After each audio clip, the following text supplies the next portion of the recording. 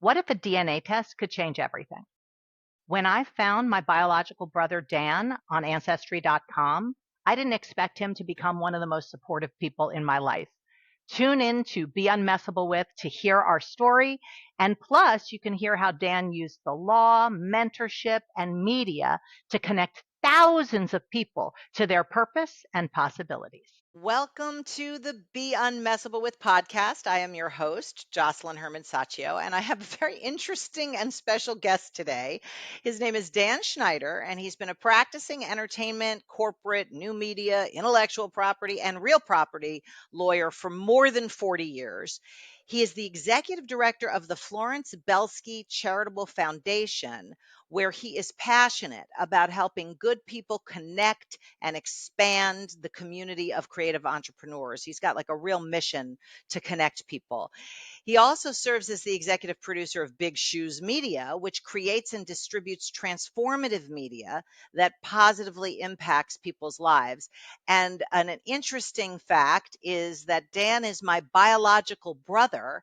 I was adopted, and about 5 years ago, we got reconnected on Ancestry.com, and I found out that I had two brothers and a sister, and Dan was my first discovery of biological siblings. So I'm so happy you're here, Dan, and just welcome to the Be Unmessable with podcast. Well, thank you so much. It's so nice to be here, Joss, and it was wonderful to meet you and get to know you and the whole family.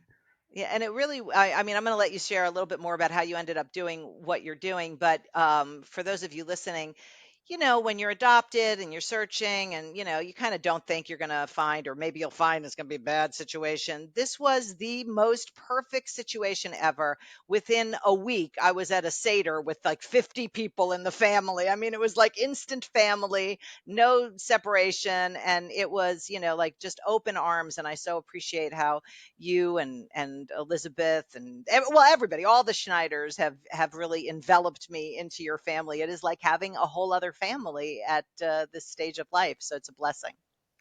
And it's great to have you and your whole family as well. So, Yeah, I know. It's kind of like we've doubled in size. We've exponentially grown as a family, which is nice. Cousins and all sorts of things like that. But tell us about how you wound up doing what you're doing. I mean, I know you spent over 40 years being an attorney, but what is sort of like your journey that wound up you here? That's now not in English language, but that's fine. okay. Well, thank you. Well, yeah, I never really wanted to be an attorney, to tell you the truth. But because our biological father was an attorney, he sort of steered me in that direction. And I guess I was always logical and analytical, so the law was my calling.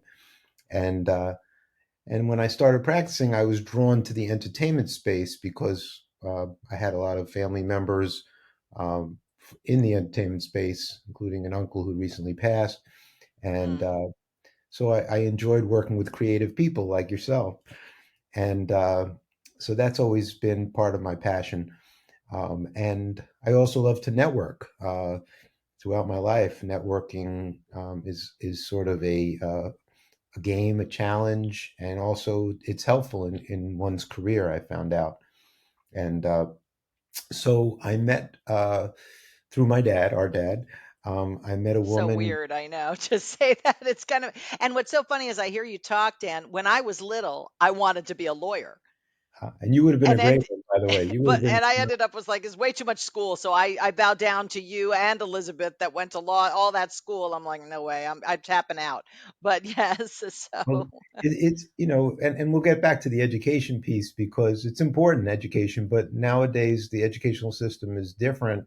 You could learn so much just going online and becoming self-taught, which I know you are. You've not only did you go to the Hunter School, which is probably the best public high school in New York, and you have to be very smart to get in, but you've done a lot of research on your own, and which you could do more and more these days because of technology and the internet. yeah. But yeah, but at that time, 40 plus years ago, uh, it was either get a real job after college or go to law school. And I was promised, well, our dad wanted me to take over his firm someday, which didn't happen. I worked with him for 4 years, and he taught me so much. He was a great mentor. Um, but at a certain point, I decided it was better to preserve our personal relationship than our professional one. And I went on my own. While I was working there, we used to get together with one of his friends who was one of the pioneer women attorneys of her time, Florence Belsky.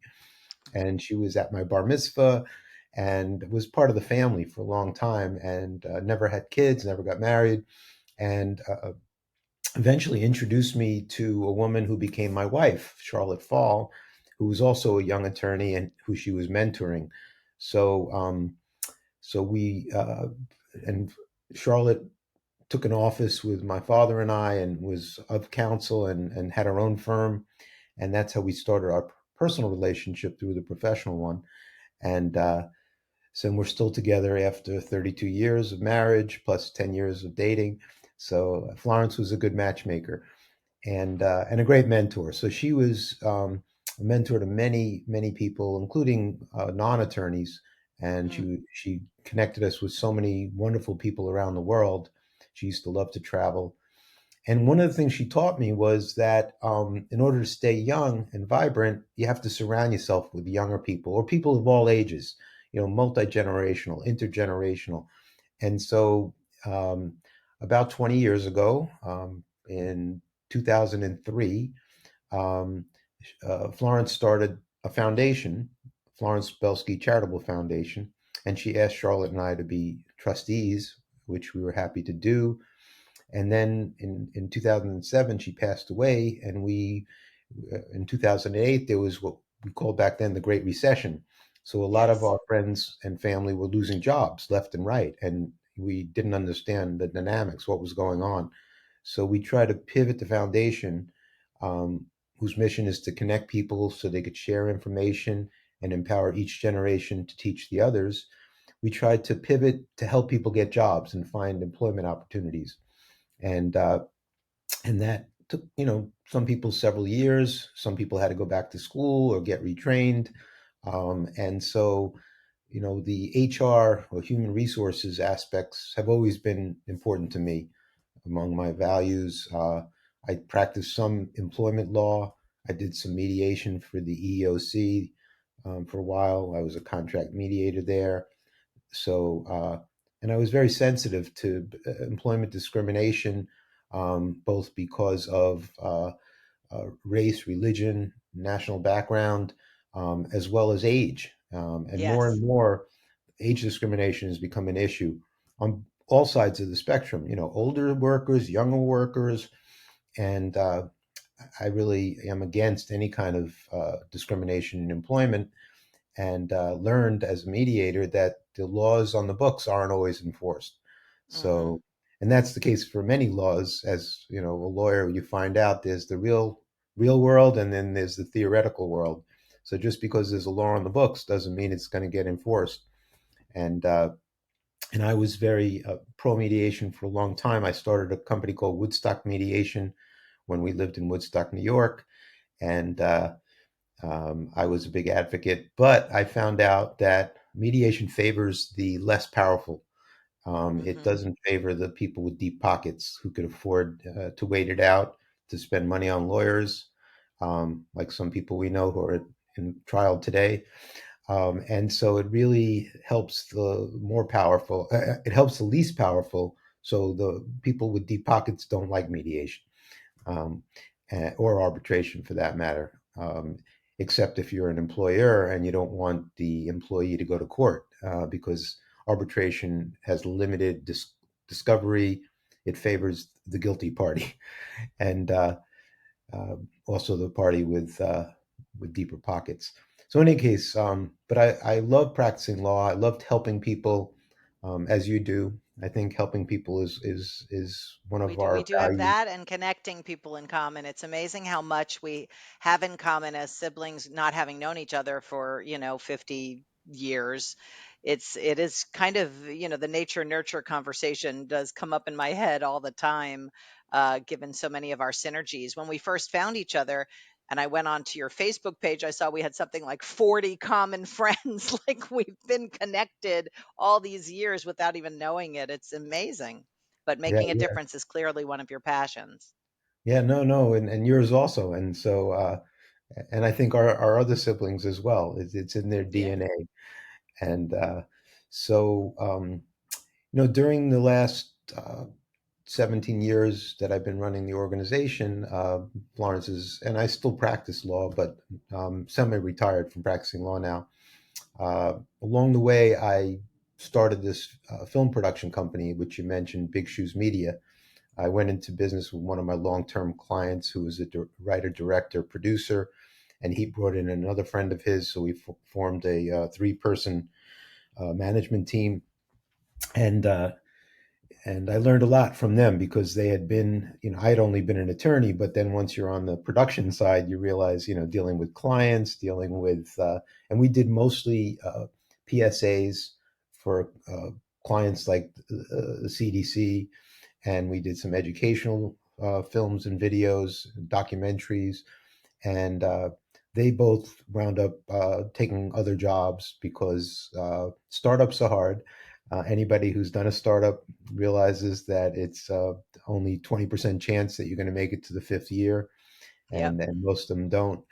And so they had to make a living. So one of them is actually teaching film right now at Brooklyn College, Mustafa Khan. The other one, Tommy Walker, has been a very successful commercial producer and has won awards for documentaries, a lot of them on HBO. And so I wound up taking over the company and trying to do educational videos and impact communications. And and sometimes we work together with our foundation, and sometimes we do side projects. And so about 12 years ago, my son got a job with Nickelodeon and had to move to LA. So my wife and I came with him because he grew up in Woodstock, New York, and then in Manhattan, and he didn't know how to drive. Like most Manhattan kids, they don't Like have to most of drive. my kids. Yes, exactly. And this So was he, an acting job for those people. He's not like out there working at yeah, no, he Starbucks. was he Okay. was Yes. acting. He was doing. He was cast as the lead in a movie called Rags, and then he as a condition, they had him sign up to do a TV series for Nickelodeon. And by the way, I'm not the Dan Schneider that's in the news right now. That's I want to right. Let's clarify that. full disclosure. I'm the good Dan Schneider, as my son calls me, because there's been a lot of confusion as because people assume there's nepotism. I mean, that's how I got my interview today, right? Because of nepotism. Exactly. It is I believe in nepotism, but not if you're the other Dan Schneider, you're on your own. I'm sorry. Yes, yes. So I try to differentiate myself from the other guy. I never met him, and anybody could make a claim. As a lawyer, I know that it's easy to make a claim. It's hard to prove a case, but I feel bad for any of the victims or the alleged victims that he hurt. Some of whom I know personally from the Nickelodeon world. And by the way, our son had a great experience with Nickelodeon for the most part, and there were a lot of nice people involved there. Um, although I don't think the company is very well run, and that's why the Paramount is being sold right now, or they're trying to sell themselves. But in any case, so I've loved helping.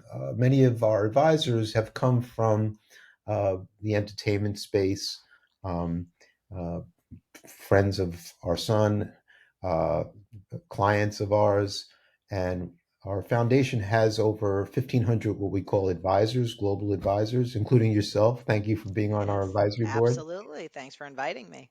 and that we feel is our biggest asset. And we, at a certain point in time, we rebranded the foundation and we called it the I Can Still Do That Foundation, which we still use on occasion.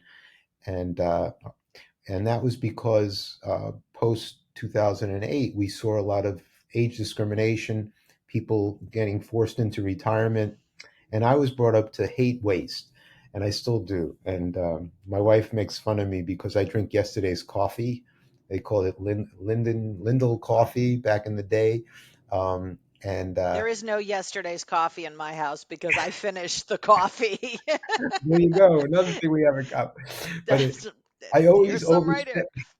I always speculate on coffee, and then there's a little bit left in the morning, so that I could heat that up while I'm waiting for the next pot, For the So next guy. Oh my God, this is another thing we haven't got. It's so bizarre. Everyone's, because we've only known each other for a few years, but even when I found out that your son was a pop singer, and I was like, well, I was a pop singer. I had a number one record, but how bizarre is that? Like how few people in the world do that, and that we are family, so to speak, and that is there. It's just amazing. And now the coffee thing, and Liz and I have, our sister and I have something in common where we stay up at night and watch, our TV is on all night long, and our husbands hate it, but we can't sleep unless the TV is on. Even if we're sleeping, if they turn it off, we'll wake up and turn it back on. That's a little strange thing that we have in common. and your husband, by the way, Michael, when you guys were visiting our house once, he noticed that I have a collection of plastic bags. The bag of bags. That's oh my God, that's my thing too. I won't throw away a bag. And every once in a while I'll see like a bag of bags going out on the way to the garbage. I'm like, whoa, whoa, whoa, what are you doing? What are you doing with those bags? He's like, we don't need the bags. I'm throwing away the bags. I was like, but that's a good bag. You don't understand what a good bag that is. It's not just a regular bag. So that's an indication Yes. of not liking to waste things, Yeah, exactly. and especially human capital. I feel that people have everybody brings something to the table. Everybody has their superpowers, even if you don't recognize it. Right now, people with trade skills. I'm not very handy, so I particularly respect people who are handy and could fix things. And so you never know who's going to be able to help the conversation or the situation. So I like to cast a wide net in terms of creating community. And I feel that diversity, equity, inclusion is very important, especially diversity, so that you can get all perspectives and input from everybody. So we rebranded as I Can Still Do That to try to help senior entrepreneurs, and we did, among other things, a summit called the Silver Fox Summit at Macaulay Honors College in 2018, where we had panels on senior entrepreneurship and trying to help people pivot. Because if you are the victim of age discrimination and you get pushed into early retirement, which many people are, including people at Tesla today, they just got their pink slips, 10% of the workforce. You have to be resilient. You have to know how to bounce back. You can't take it personally, and you have to, you know, be objective and say, well, what are my skill sets? What are my strengths? Do a SWOT analysis. Strengths, weaknesses, and be objective. Test your theories with those people around you that know who you are. And then the other thing I would recommend, because we do a lot of coaching within our organization, we try to set up intergenerational mentorships and So peer-to-peer so mentor. missing. And that, I mean, I don't know about you, but I had so many mentors that if it weren't for them, I wouldn't be doing anything that I'm doing now. And it's such a valuable relationship that is underutilized. No, I agree, and it's become an overused buzzword these days, I think. But I was also very fortunate having some wonderful mentors along the way. And mentorship is a two-way street. The mentor has to get something out of it also, And Florence taught me that because she was a great mentor, and what she got was the information about the next generation and what the trends were and our perception of things. And uh, and my dad was a mentor. Our dad, he taught me everything about the legal practice, and he was very, very particular, and taught me how to uh, dot the i's and cross the t's and protect yourself as a professional, and to be thorough. Which, knock on wood, I've been lucky in 40 years, and a lot of that is attributable to him. But I've had other mentors along the way, professors and just friends who have mentored Yeah. me and given me advice. And one of the things I realized is there are a lot of people a lot smarter than I am. So if somebody has wisdom to impart, I'm like a sponge. Yeah, please tell me what I don't know, and how could I be helpful to others, because it's part of paying it forward, paying it back. And so I get a lot of pleasure out of helping to connect good people, as you said before in the opening, and I do that on a daily basis, and that's really my passion. So the but we've since rebranded. During the pandemic, we had to pivot and do a lot of things virtually. I should mention that our top three programs for the foundation are First Mondays, which is a used to be a face-to-face monthly networking event, which we started a year after 9/11 in New York City at a restaurant which was a block away from Ground Zero that one of my legal clients owned. It's called Dylan Prime, and our dad was there at the first events, and as was Florence, and my mom, who was still alive at the time, was there, and a lot of our friends and family, and that we kept that going for until the pandemic, and then we had to become virtual, and we've done First Mondays in New York, L.A., D.C., uh, Long Island, upstate New York near Woodstock, and then uh, most recently it's gone online, so we do it virtually, and it's not every month now; it's every 2 or 3 months. The second big program that we do to connect people is called Women Who Lunch, which I think you've been at some of the virtual ones, but that used to be in person, and we've done that in New York, L.A., Boston, Philly, D.C., South Florida, and that's for women so that they could connect. Because women have special needs and have are sometimes reluctant to be honest in front of when if it's a mixed audience, so they need to bond together sometimes. And then we have a third program called Pick Three, which if somebody joins the advisory board or is on the advisory board, they can connect with any one of our other 1,500 global advisors for either career advice or personal advice. And people have used it successfully for the last 20 years, which is great. And I get a lot of pleasure out of that. And in fact, we have an advisor right now from India who's in Los Angeles, which is where I'm currently located. And I tried to connect him with some of our Los Angeles and New York advisors because he's going to be going back to New York.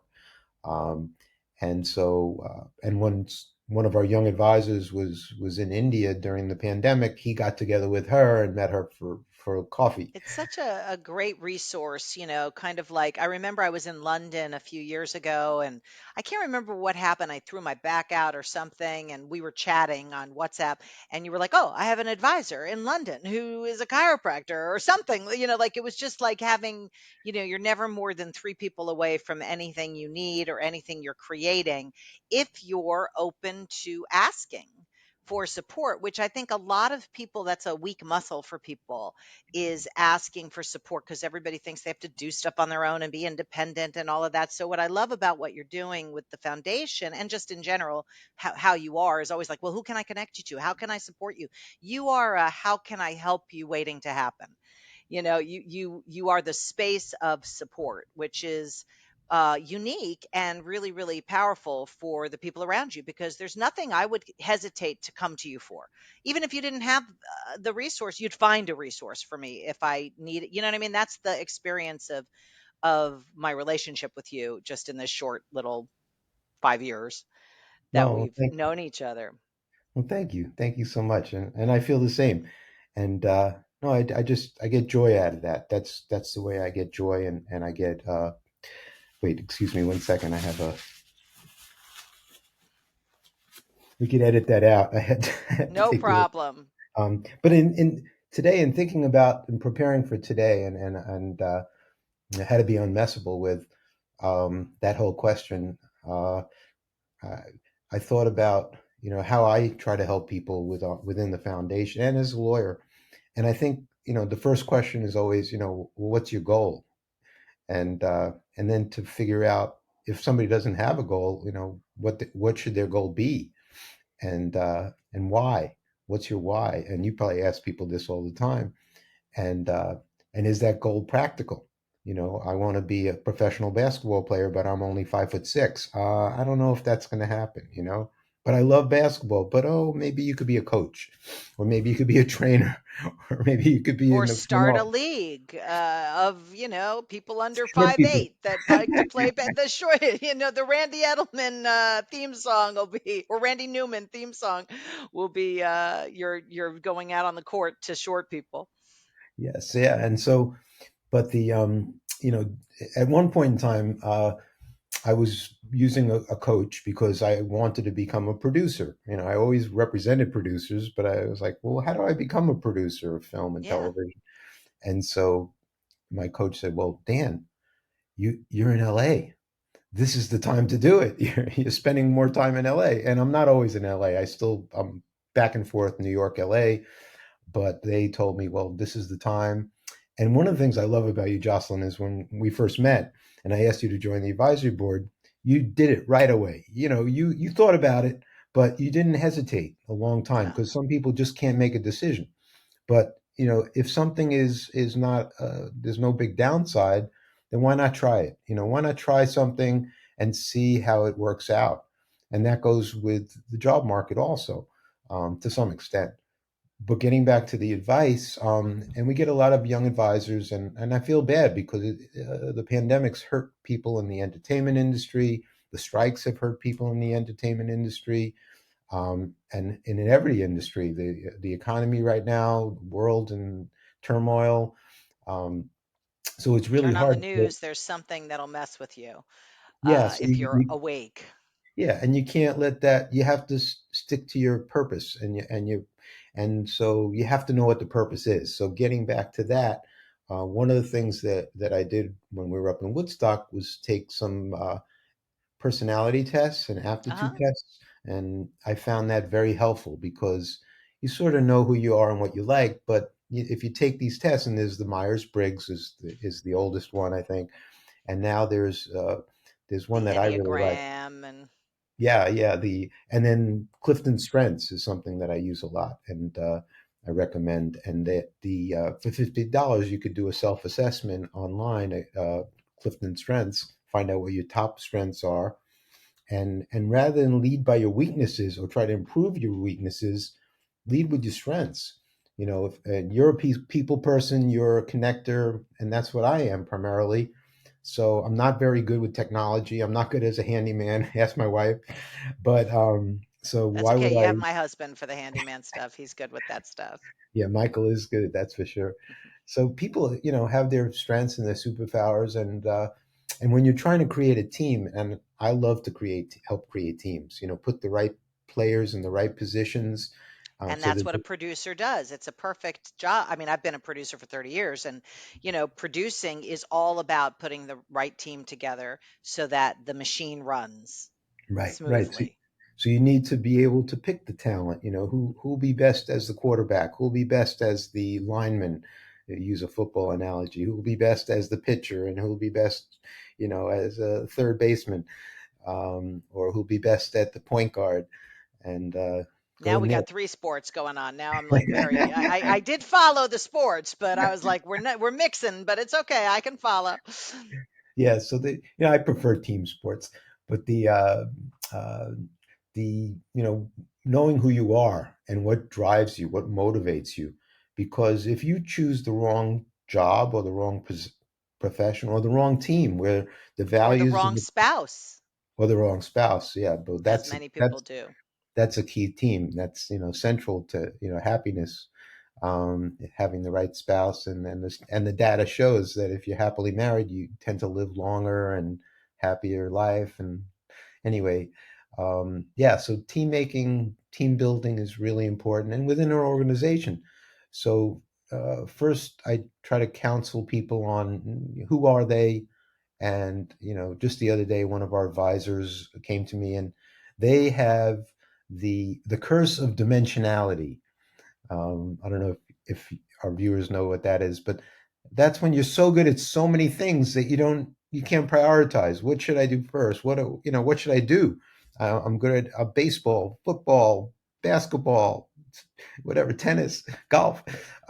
Which one should I do? It's Michael Jordan. You're talking about Michael Jordan. Or Bo. Many of these Yeah. people probably don't know. Bo knows, that was a big commercial. Bo knows football. Bo knows baseball. Um, but yeah, the curse of dimensionality. And then I said to them, I said, well, what do you really want to do and why? What is driving you? What's your motivation? And most people, unfortunately, have to worry about paying the bills, and the motivation is to pay the rent, and rent is very expensive these days, particularly for the younger generations. And there's a lot of uh, pent up demand because of the pandemic, and people don't want to go back to the office. They want to work remotely. The return to office is going slowly. Um, so I And think. that's one of the things, Dan, that I work with people on is moving from reaction and survival, which is really what you're describing. It's like, rents are high, inflation is high, whatever condition is out there. People get stuck in a mode of reacting to the external circumstances or to their reaction to the external circumstances. And what I found, even people with tons of resources, so it's not like they have to worry about paying the rent, but they still worry because it's a mentality, it's a mindset. It's not about the circumstances, it's about your relationship to the circumstances. So, how do you shift from being in that mode of surviving and getting through life to vision and fulfilling on your purpose, as you say, on your why, and paying the rent? So it's not an either or scenario. How do you create and design your life so that the passion is the context for what you're doing? It isn't just to pay the rent, because that's not, you're not, there's only so many years we have on this planet, as you and I both know. And at some point at the end of life, you're not going to remember that you paid your rent. That's not going to be the thing that you're left with on in your dying days. It's going to be about relationships. It's going to be about the dreams you fulfilled or the difference that you made. So, having people not have to wait till they get to be 50, 60, 70, 80 to realize that, and actually realize that, in the prime of their career, is a real opportunity to have them design their life from their vision instead of their bills. No, that's so well put, and I agree 100%. Um, and it takes a lot of courage, It and does. it takes a lot of faith, and it also, I think, takes a team. It helps when you have a Exactly. support network, because starting with your spouse or your family, your friends, your colleagues, because they know you best. When you do a 360 review in an HR situation, you're supposed to ask your coworkers, your boss, other people, about you, to analyze your performance. And because we all have blind spots, we may not know what our strengths or weaknesses are. So Yeah, it's always. that's exactly what coaching's all about, is being able to illuminate the blind spots so you have access to actions in those areas. And that's why I always have a coach in every area of my life that I want to elevate my performance, because I can't coach myself. I can't see my blind spots. That's absurd. It's like if you're driving, you can't see the blind spot. That's why it's called a blind spot.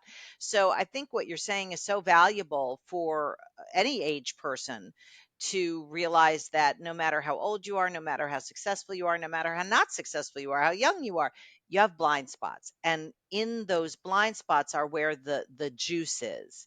That's where the gold is. So be on a hunt for them and get support in finding them, whether it's from your colleagues or your mentors or your coaches or your family or whoever you can get to create your team that is dedicated to your success. Because if you have a team of people causing your success, you are exponentially more likely to be successful at whatever it is, rather than you just trying to do it on your own. No, exactly. And then you also have the network for, if you say, this is my goal, and then somebody who's in your network says, oh, well, I just came across this opportunity, you might be interested in it. And whether it's a sales opportunity or a career opportunity or what have you. Um, one anecdote was about 2 years ago, um, wearing my producer hat. um, I came across well, what happened was my son asked me about a family member, and who he didn't know because it was my grandfather on my mother's side who had passed away when our son was about 3 years old. But he heard all these stories about him, and he said, "Dad, um, was Grandpa Sam a Jewish gangster?" And and uh, and I said, "Well, not exactly, but he knew all those guys. He grew up with them. They all grew up on the Lower East Side. And during the Depression, you did what you had to do to pay the rent, and, put food on the table. But he never killed Like, I anybody." wouldn't say gangster. This is a loose term. I don't know. Yeah, but he was a tough guy. He was a big guy. He was a lot taller than 5'6", and he was big, and uh, and he was a boxer because many of them were back then. But And then, so I started reading books about Jewish gangsters, and I wound up reading one that I said, wow, this would make a great limited series. And so I optioned the book, but I had never produced anything like that, a limited series. So I called on one of our LA advisors, who's a retired film professor, who's produced over 300 projects and directed several. And I gave him a copy of the book, and he read it. And I said, so what do you think? He said, well, I think you're going to need a really good writer because there's no A story and B story in the book. You're going to have Mm, to create one. And so I wound up hiring him as a coach for the project because I knew that I had a blind spot there. I had never done anything like smart. this. And so he's helped me so much. And we still haven't sold the project, but we're getting very close.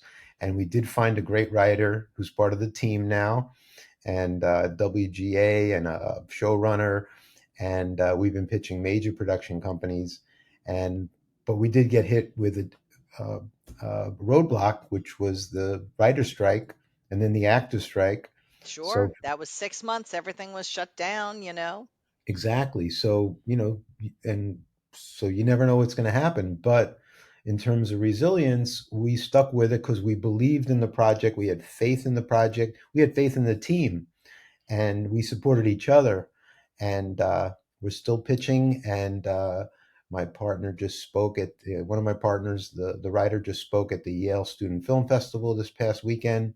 And uh, my attorney, who's also on the advisory board, he told me it was the best pitch he's ever heard. So he's very Oh, surprised that we haven't sold it yet. But um, well, you know, I'm not surprised you haven't sold it yet, given everything that was just going on for the last 6 months to a year. So, what I can hear is this is what I'm hearing, because I listen for what has people transcend from a situation that could take them out of the game and mhm, has them move over to that space of being unmessable with and keep creating and turning lemons into lemonade and the strike into an opportunity to maybe pivot and relook at the materials and the team is really what I'm hearing from you, that one of the key ingredients to be unmessable with is to be surrounded by people who are up to the game that you're up to.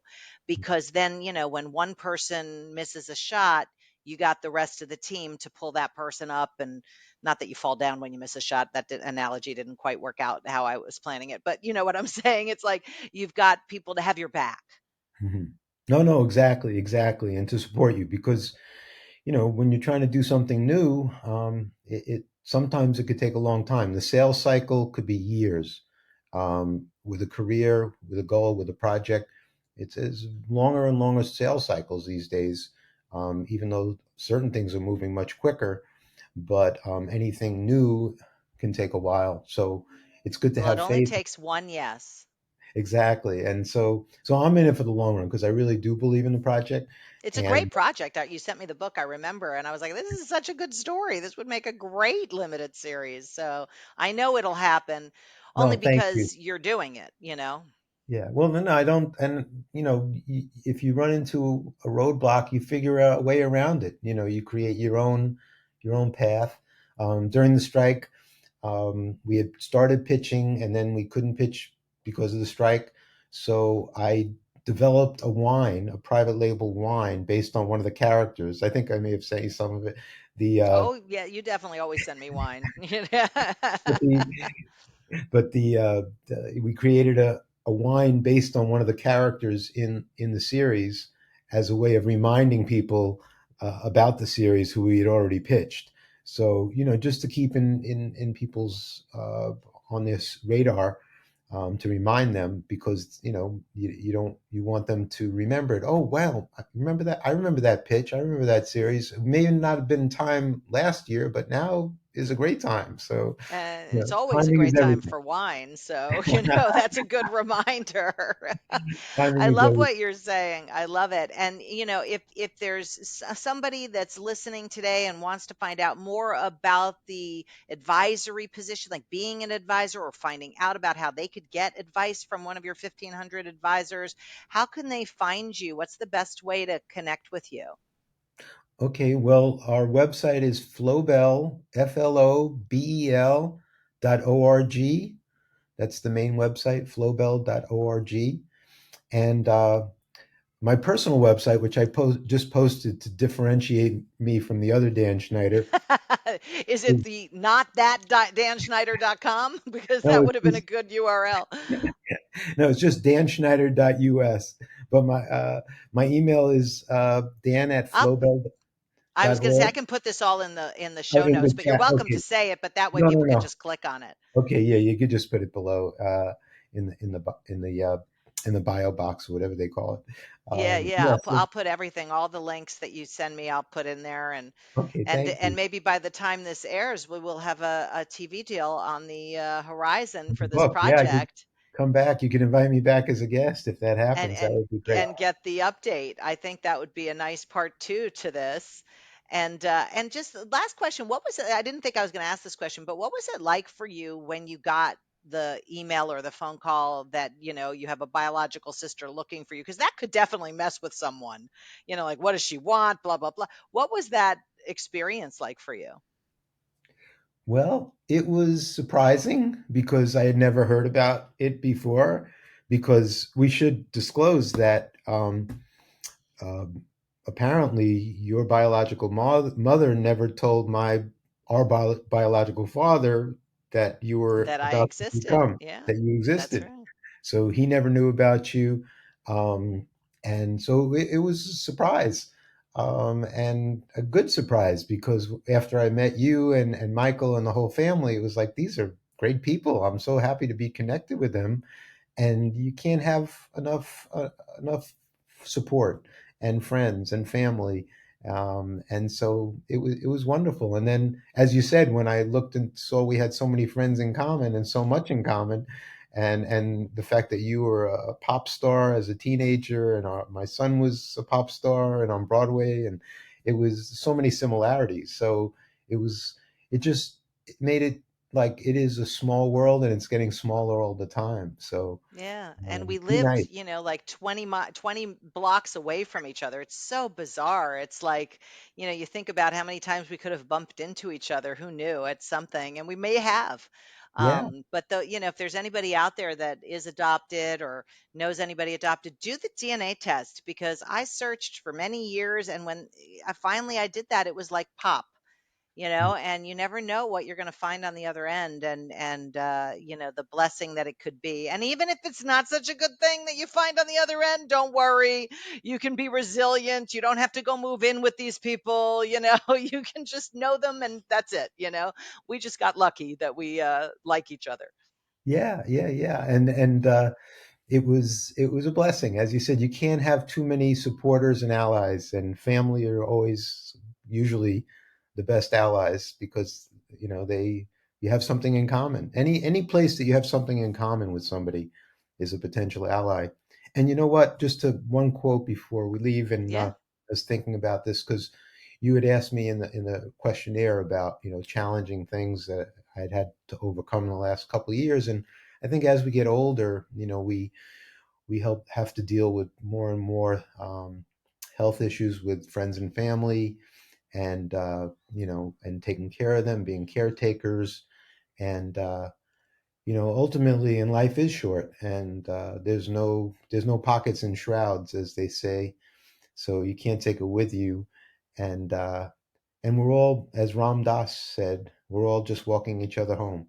So try to be nice to people, even if they're strangers and not family, and try to be nice to your family too, because sometimes you take it out on your family because you know you can, but you Because know, they're not going anywhere yeah, technically, but yeah, it's we're all family, and I mean we're all part of the human race. So that's right. And the more people recognize that, then I think the world would be a better place. You know, we're all cousins. Cousin Brucey said it best. You know, we're all cousins and related, and 6 degrees of separation. So yeah, be nice to your neighbor, be nice to your friends, be nice to your family, be nice and to be your nice spouse. to yourself. Oh, that goes without question. That's the Yeah, first thing. Because you can't be nice yeah, to others unless you're nice to yourself.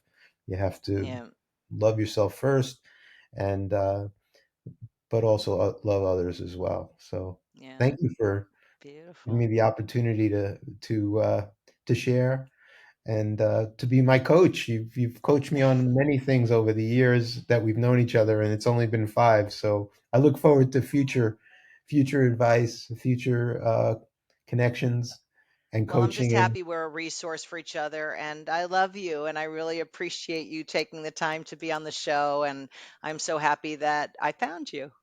oh, and same here, and same here. And I'm so proud of you. It was my little sister, my It's my baby big sister. brother. I'm the baby. I've always been the older sister until I found out I'm the baby. It's amazing, right? Life Yeah, changes in an instant. yeah, It's yeah. Well, great. well, congratulations again on this new venture, and I know you'll be successful. And yeah, well, I look forward to seeing you and Mike in person. If not in New York, maybe in Paris, maybe in Maybe LA, in Paris, maybe in exactly, or in the Paris. Hamptons, wherever. We'll figure out a place. But for those of you listening, if there's anything that resonated with you, you got, value out of something on this episode, please rate and review below. Share the episode with people. Let them know about Flowbell. If they want to partake in the opportunity to have 1,500 advisors at your fingertips, I mean, my God, that is such a resource. And I want to let as many people know about it as possible. So by all means, share the episode if you think it'll make a difference for people. And we will see you on the next episode of the Be Unmessable with podcast. If you want to completely shift your relationship with money and build real freedom, then grab my Freedom with Money workshop. It's free, it's powerful, and it includes insights from me, Tyrone Jackson, and Robin Quivers. The link is right below. But just hearing what's possible isn't enough. If you want to create it for yourself, this next video breaks down the first move you need to take. Click it and watch it now.